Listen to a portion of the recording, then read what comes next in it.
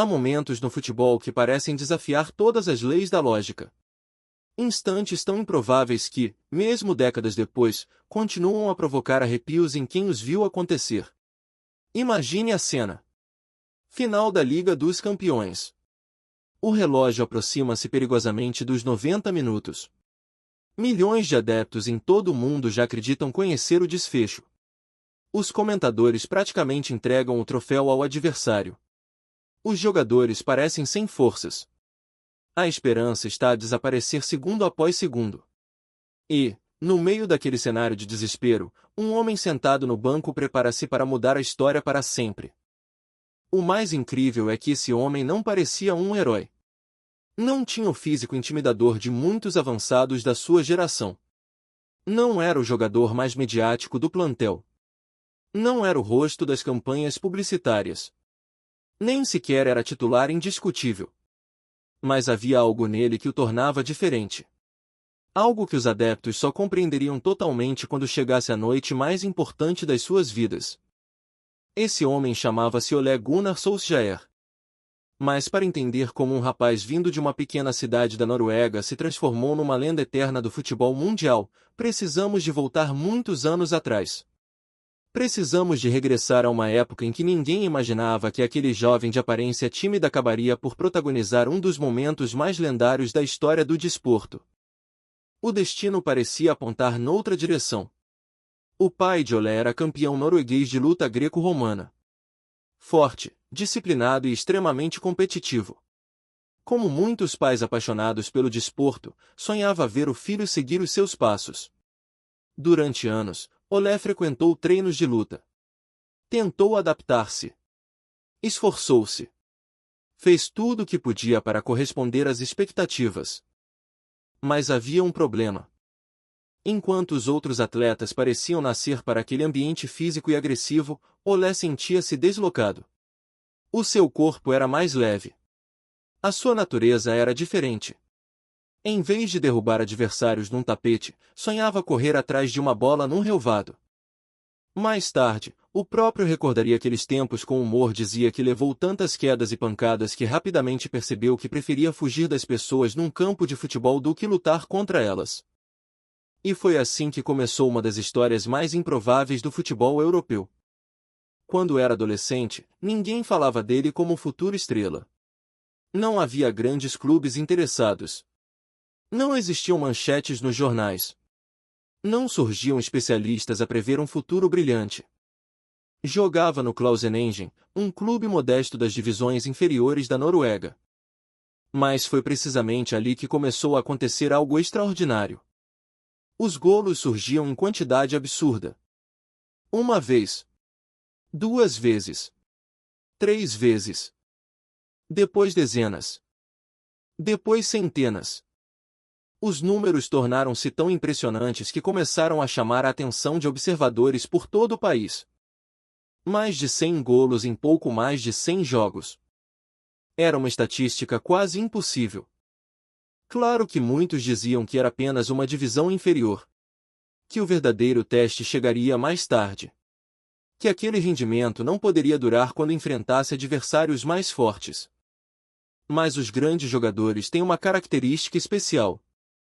Continuam a marcar golos independentemente do nível. Quando finalmente chegou ao Molde, clube da primeira divisão norueguesa, as dúvidas permaneceram. Conseguiria sobreviver entre defesas mais físicos? Conseguiria adaptar-se ao ritmo mais intenso? Conseguiria provar que não era apenas um fenômeno das divisões secundárias? A resposta foi brutal. Na sua primeira temporada ao mais alto nível, marcou 20 golos. De repente, toda a Noruega falava dele. Os adeptos enchiam os estádios para vê-lo jogar. Os jornais começavam a destacar o seu nome. Os olheiros dos grandes clubes europeus começaram a aparecer nas bancadas. E então chegaram os telefonemas. Clubes importantes demonstravam interesse. Mas havia uma chamada específica que Solskjaer aguardava. Uma chamada que mudaria tudo. No verão de 1996, o telefone tocou. Do outro lado estava Sir Alex Ferguson. Naquele instante, o futuro mudou para sempre. O Manchester United procurava reforçar o ataque. O clube tinha falhado a contratação de um dos maiores goleadores da época e os adeptos exigiam uma resposta à altura. Esperavam uma superestrela. Esperavam um nome consagrado.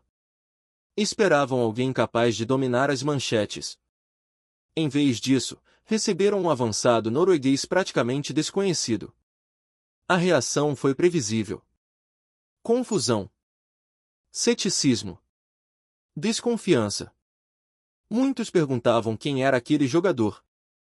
Outros acreditavam que o clube estava a cometer um erro. Mas Ferguson via algo que os outros não conseguiam ver. Via inteligência. Via instinto. Via uma capacidade rara de aparecer exatamente onde a bola iria cair. E o treinador escocês raramente se enganava. Os primeiros dias em Manchester tornaram-se quase cômicos. A aparência jovem de Solskjaer era tão impressionante que algumas pessoas pensavam que ainda era adolescente. Conta-se que, quando chegou para tratar de assuntos relacionados com a sua contratação, chegou a ser confundido com um adepto ou um estudante. Nem os próprios companheiros de equipa sabiam exatamente o que esperar. O plantel estava cheio de estrelas. Jogadores experientes. Campeões. Ídolos da Premier League. E, no meio deles, aparecia aquele jovem sorridente que parecia demasiado inocente para o futebol de elite. Mas demorou muito pouco para conquistar o respeito de todos. Bastaram alguns minutos. A sua estreia oficial revelou imediatamente aquilo que o tornaria especial. Entrou em campo. Recebeu uma oportunidade. Marcou. Simples assim. Era quase assustador. Parecia não precisar de adaptação. Não precisava de aquecimento emocional. Não precisava de ganhar confiança. Durante a sua primeira temporada, marcou golos em série. Os adeptos começaram a apaixonar-se por aquele avançado diferente. E foi nessa altura que nasceu uma das alcunhas mais famosas do futebol. O assassino com cara de bebê. O nome era perfeito. Porque Solskjaer sorria como um rapaz tímido. Parecia simpático. Educado. Calmo. Mas dentro da área transformava-se numa máquina implacável. Os guarda-redes aprendiam rapidamente a lição. Bastava um segundo de distração. Uma pequena falha. Um ressalto. Uma bola perdida. E ele aparecia. Golo. Era quase inevitável. Mas aquilo que realmente o diferenciava não era apenas a capacidade de finalizar. Era a sua mentalidade. A maioria dos avançados odeia ficar no banco. Querem jogar sempre. Querem ser protagonistas. Querem ser titulares. Solskjaer era diferente. Enquanto muitos reclamavam, ele observava. Estudava. Analisava. Passava longos períodos a examinar os movimentos dos defesas adversários. Percebia quem estava cansado. Quem cometia erros. Quem deixava espaços. Transformava o banco de suplentes numa sala de análise. Quando finalmente entrava em campo, parecia conhecer os adversários melhor do que eles próprios. E foi exatamente essa capacidade que o transformou no suplente mais temido do futebol europeu. Nenhum exemplo representa melhor esse fenômeno do que um jogo inesquecível contra o Nottingham Forest. O Manchester United já vencia confortavelmente. A partida parecia resolvida. Ferguson decidiu lançar Solskjaer para os minutos finais. Uma substituição aparentemente normal. Mas o que aconteceu a seguir entrou para a história. Em apenas 12 minutos, marcou 4 golos. 12 minutos. Era como se tivesse encontrado uma falha na realidade. Cada ataque parecia conduzir inevitavelmente ao mesmo resultado. A bola procurava-o. Os espaços apareciam. Os remates entravam. Os adeptos assistiam incrédulos. E o mito do super-suplente tornava-se cada vez maior. Mas havia outra faceta menos conhecida da sua personalidade. Uma faceta competitiva. Fria. Calculista. Num jogo decisivo contra o Newcastle, um adversário escapou isolado em direção à baliza. O resultado estava em risco. O campeonato podia escapar. Solskjaer correu atrás dele durante dezenas de metros.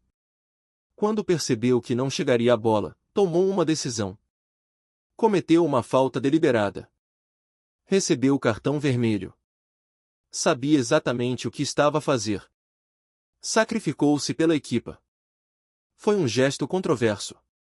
Mas também revelou até onde estava disposto a ir para proteger os interesses do clube. Era o sorriso de um rapaz. Mas a mentalidade de um guerreiro. E então chegou a noite que mudou tudo. Barcelona. 1999. Final da Liga dos Campeões. Manchester United contra Bayern de Munique. Uma das finais mais dramáticas da história. O jogo começou da pior forma possível para os ingleses. O Bayern marcou cedo. Muito cedo. E durante largos períodos pareceu controlar completamente a partida. O United lutava. Corria. Tentava reagir. Mas nada funcionava. A ausência de jogadores importantes fazia-se sentir. O relógio avançava impiedosamente. Os adeptos começavam a perder a esperança. Os alemães já sentiam o sabor da vitória. Os fotógrafos preparavam-se para captar a celebração. Os comentadores praticamente anunciavam o vencedor. Parecia terminado. Mas o futebol tem uma capacidade única de destruir certezas. Aos 81 minutos, Ferguson lançou Solskjaer. Talvez fosse a última cartada. Talvez fosse apenas um ato de desespero. Ninguém podia imaginar o que estava prestes a acontecer. Os segundos passavam. O Bayern continuava na frente. O sonho parecia escapar. Até que surgiu um canto. David Beckham colocou a bola na área. Confusão. Ressalto. Remate. Golo. Mais um canto. Mais uma bola levantada para a área. Mais um momento de caos. Como tantas vezes ao longo da carreira. Esticou a perna. Tocou na bola. E enviou-a para o fundo da baliza. Golo. O impossível tornará-se realidade. O Manchester United estava na frente. O Bayern estava destruído. Os adeptos ingleses choravam. Os jogadores corriam sem acreditar. Ferguson celebrava. E Solskjaer acabava de conquistar a imortalidade. Há golos importantes. Há golos históricos. E depois existe aquele golo. O golo que atravessou gerações. O golo que ainda hoje é mostrado em documentários, programas especiais e compilações emocionantes. Naquele instante, Ole Gunnar Solskjaer deixou de ser apenas um jogador. Transformou-se numa lenda eterna. Mas o futebol raramente oferece finais perfeitos. Depois dos momentos de glória vieram as dificuldades. As lesões começaram a aparecer. O corpo começou a sofrer. O joelho tornou-se um inimigo constante. As dores aumentavam. As operações multiplicavam-se. Os períodos de recuperação pareciam intermináveis. Muitos acreditavam que a carreira estava terminada. Muitos pensavam que nunca mais regressaria ao seu melhor nível. Mas desistir nunca fez parte da sua personalidade. Durante anos lutou contra a dor. Contra as limitações físicas. Contra as dúvidas. Contra o tempo. E conseguiu regressar. Talvez não com a mesma velocidade. Talvez não com a mesma frequência. Mas regressou. Continuou a marcar. Continuou a ajudar a equipa. Continuou a inspirar os adeptos. Cada golo passou a ter um significado ainda maior. Porque representava resistência. Porque representava coragem. Porque representava a recusa em abandonar um sonho. O último golo da sua carreira pelo Manchester United teve um simbolismo especial. Aconteceu contra o mesmo adversário diante do qual tinha marcado o primeiro. Como se a história fechasse um círculo perfeito. Pouco depois, chegou o momento inevitável. A despedida. O anúncio da reforma. O fim de uma carreira extraordinária. Mas o que tornou Solskjaer verdadeiramente especial nunca foram apenas os golos. Foi a forma como viveu o futebol. Nunca protagonizou grandes conflitos. Nunca exigiu atenção constante. Nunca transformou o ego em prioridade. Aceitou papéis diferentes. Respeitou colegas. Respeitou treinadores. Respeitou adeptos. E, em troca, recebeu algo que poucos jogadores conseguem conquistar: amor genuíno. Mesmo anos depois da sua retirada, os adeptos continuam a recordar o seu nome com carinho. Continuam a lembrar-se daquele sorriso. Continuam a lembrar-se daquele golo. Continuam a lembrar-se daquele número 20. Mais tarde, regressaria ao clube como treinador. Viveria momentos de enorme emoção. Grandes vitórias. Noites inesquecíveis. Também enfrentaria críticas. Pressão.